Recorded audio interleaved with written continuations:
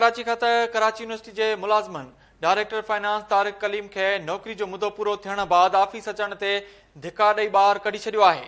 अवांखे update किया पिया director finance जो 3 सालन जो मुद्दो 6 अक्टूबर ते खत्म थी वियो। सेक्रेटरी बोर्ड्स ऐं यूनिवर्सिटीज़ ईंदड़ हुकूमत ताईं कम जारी रखण जी समरी वॾे वज़ीर खे मोकिले छॾी। डायरेक्टर फाइनेंस कराची यूनिवर्सिटीअ जे गाॾी अञा ताईं वापसि वनाहे कई। डायरेक्टर फाइनेंस बग़ैर कंहिं तहरीरी हुकुम जे ऑफिस में वेठो रहियो।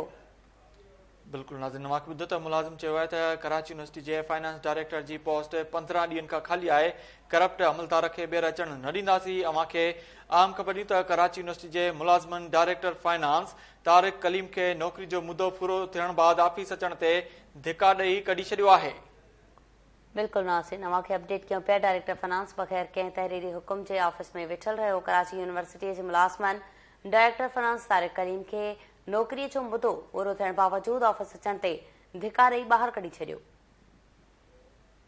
अव्हांखे अपडेट कयूं त डायरेक्टर फाइनेंस जो 3 सालन जो मुद्दो 6 अक्टूबर ते ख़त्म थी वियो। मुलाज़िमनि पारां चयो वियो आहे त सेक्रेटरी बोर्ड्स ऐं यूनिवर्सिटीज़ ईंदड़ हुकूमत ताईं कम जारी रखण जी समरी वॾे वज़ीर खे मोकिले छॾी आहे।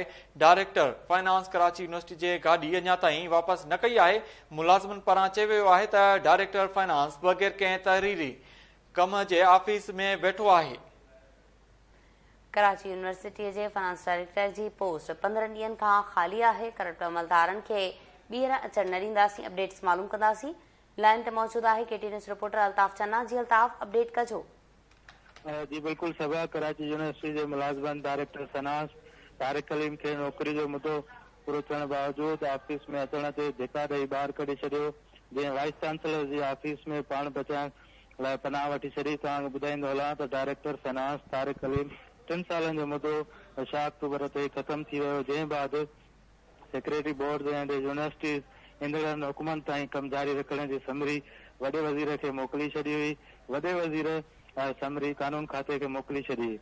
यूनिवर्सिटी जे मुलाज़िमनि डायरेक्टर फाइनेंस तारिक कलीम जी ज़ेर इस्तेमाल हेठि गाॾी जे टायरनि जी बि हवा कढी छॾी त जीअं हू सरकारी गाॾी जेका आहे उहा इस्तेमाल न करे सघे। डायरेक्टर फाइनेंस कराची यूनिवर्सिटी जी गाॾी इस्तेमाल करे रहियो आहे जेका हिन वक़्त ताईं उन वापसि न आहे कई।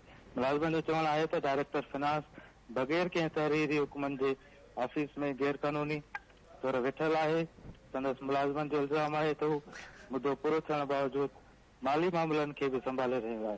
तव्हांखे ॿुधाईंदो हलां त कराची यूनिवर्सिटी जे फाइनेंस सेक्रेटरी जी जेका पोस्ट आहे उहा गुज़िरियल 15 ॾींहनि खां खाली पियल आहे। कराची यूनिवर्सिटी जे मुलाज़िमनि जो चवणु आहे त डायरेक्टर फाइनेंस 6 अक्टूबर ते मुद्दो पूरो थी चुको। वॾे वज़ीर तारिक कलीम जे नौकरी वारे मुद्दे वारी वाद नाहे कई। नए डायरेक्टर फाइनेंस जे मुक़रर लाइ इश्तिहार भी जारी किया वियो आहे। अल्ताफ़ चन्ना, तफ़सील ॿुधाइण लाइ महिरबानी।